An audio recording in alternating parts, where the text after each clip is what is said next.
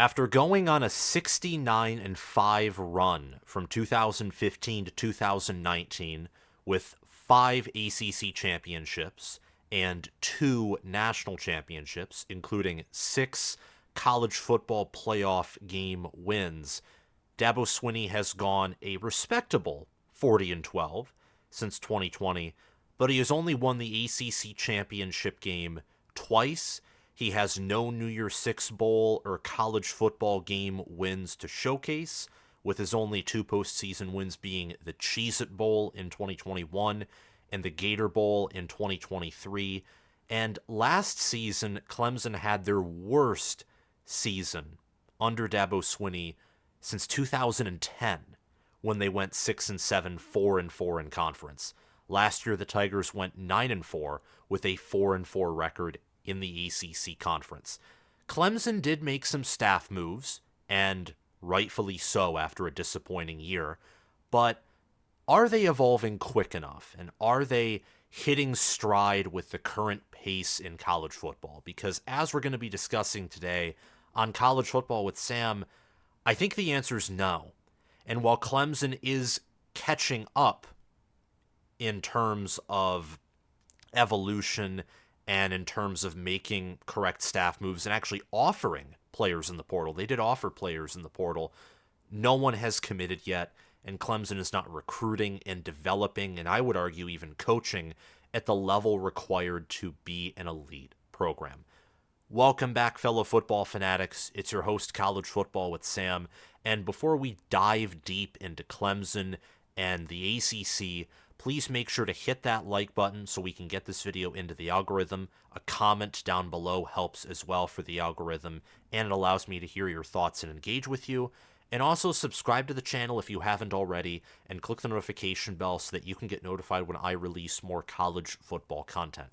College Football with Sam is a Big Ten-centric channel, but there's a reason why it's College Football with Sam and not Big Ten Football with Sam. I do try and touch on other teams and conferences, and now that we're more than a month away from the 2023 season, and my energy's back up, and I have some plans, expect me to cover more non-Big Ten football content while giving increased time and coverage to the Big Ten as well. So if you're a Clemson fan, thank you for being on here. Please join the channel. There will be more sporadic content about the ACC and the Clemson Tigers in the future. There will be ACC predictions and predictions for every other college football conference, as I have tried to do for the previous few seasons.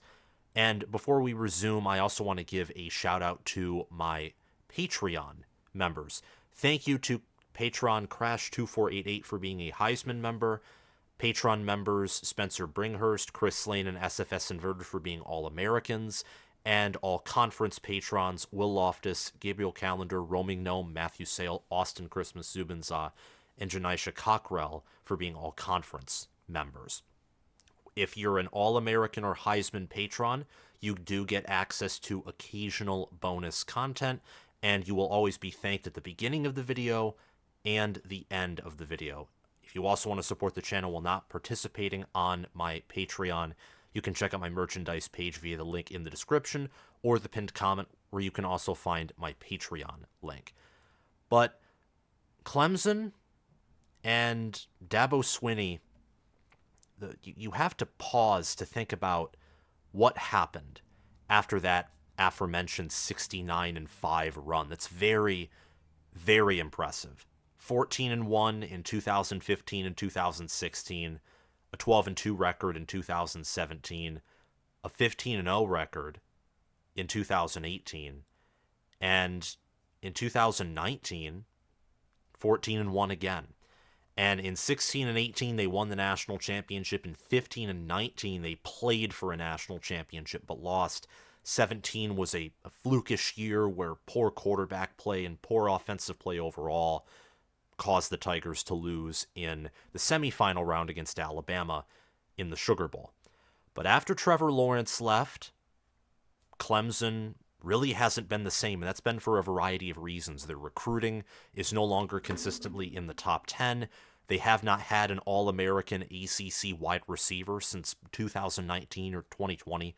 Shout out to Josh Pate for that statistic that's pounded in my head. It's pretty consistent. Clemson used to have epic all-conference, all-American wide receivers, and they haven't had that in quite some time. You don't have Travis Etienne at running back anymore. He was there from 2018 to 2020. Awesome player, NFL level player. Will Shipley and Phil Maffa aren't that type of a player. Will Shipley obviously leaving for the NFL after the last 2023 season. Maffa, I believe, is returning. It's a variety of reasons, a large part to do with recruiting, but also development, and something that has been introduced since the COVID year called the transfer portal, something that Dabo Swinney has, for the most part, refused to use, while his players have enthusiastically at times used it to exit the program. Clemson has 10 transfers leaving after the 2023 season. Brandon Spector at wide receiver, Landon Zanders at safety, David Ojegbe at edge, Andrew Makuba at safety, Dominique Thomas at running back, Terrano Pride at corner, Bo Collins at wide receiver, Sage Ennis at tight end, Mitchell Mays at offensive tackle, and Hunter Helms at quarterback. Clemson, meanwhile, has added 0 incoming transfers, and Clemson football all around. In the 2025 recruiting class, they have the number 2 recruiting class in the country, but the recruiting class that's coming in and that will actually have an impact this season, the 2024 recruiting class, Clemson only has 22 total commits. It's the 11th or 15th ranked recruiting class, depending on whether you use the 24/7 Sports transfer team talent composite or the 24/7 Sports composite. Sorry for getting messed up there. Or just 24/7 Sports rankings raw with no input from ESPN, Rivals, or any of the other recruiting sites. When you look at the overall incoming recruiting class rankings, Clemson falls all the way to 15th, and they have less incoming commits than anyone else inside of the top 25. The next lowest after Clemson in terms of incoming commits is Michigan with 28. And after that, you have to look at Tennessee with 29. And Michigan and Tennessee are teams that, in my opinion, have similar depth or superior depth to Clemson right now. And these are teams that are willing and able to use the portal. Michigan, I think, is better suited on defense than Clemson is right now, and probably offense, particularly the offensive line as well. For Tennessee, I would say that they're better suited at quarterback, specifically with Nico Iamaleava playing at a much higher level in his bowl game against Iowa, an elite defense, than I've ever seen Cade Klubnik play. So Clemson, from a recruiting standpoint, from a portal standpoint, I know that many have talked about this, they're not in a good position. Where Clemson is evolving is their coaching staff. Matt Luke being hired as the offensive line coach shows that the Tigers want to improve their trench play. Luke, in his 2 seasons as the Georgia offensive line coach, he got 4 offensive linemen drafted in the 2021 and 2022 NFL draft. He retired to spend time with his family for 2 seasons, but is back working at Clemson.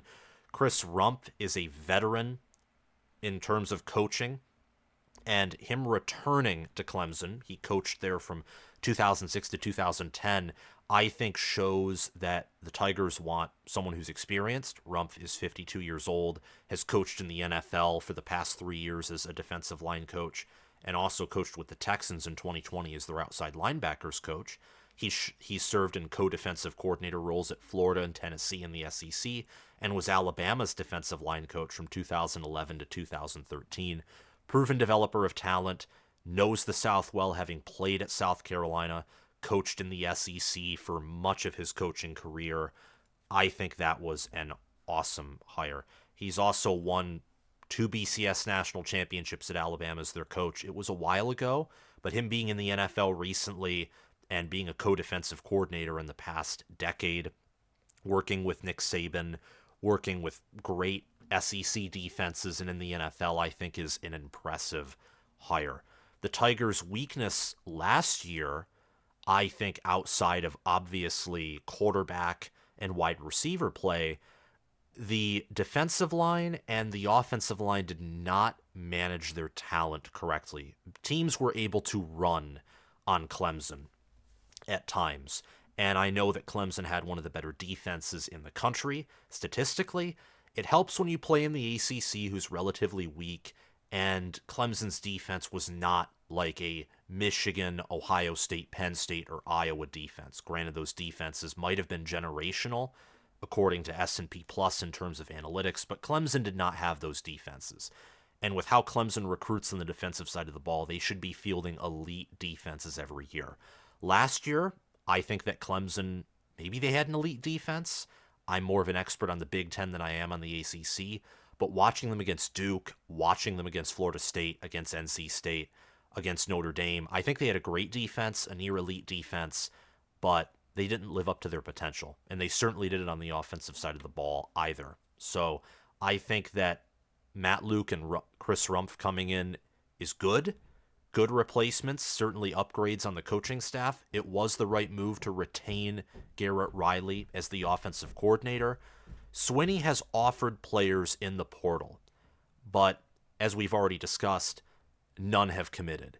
And this is where Clemson, I think, is evolving, making the necessary staff changes, which after 2021, even after 2022, some would say they didn't. I mean, the Riley hire after 2022 was huge, but you still had questions at the offensive line position, the wide receiver position. I thought the defense was rather underwhelming, or rather extremely underwhelming in 2022. And yeah, I mean, you have to fully invest. You have to dive headfirst in to college football. The head coach is now the CEO, and he's the game manager. And he runs everything. And in order to stay up to date with college football and contend for national championships and conference championships, which Clemson is expected to do since they've done it in the past, you need to use the portal. You need to recruit at a high level. You need to get involved in NIL, which means paying players, as a less polite term of usage, but it's the reality. You need to pay players. You need to hire elite coaches, your coordinators as well.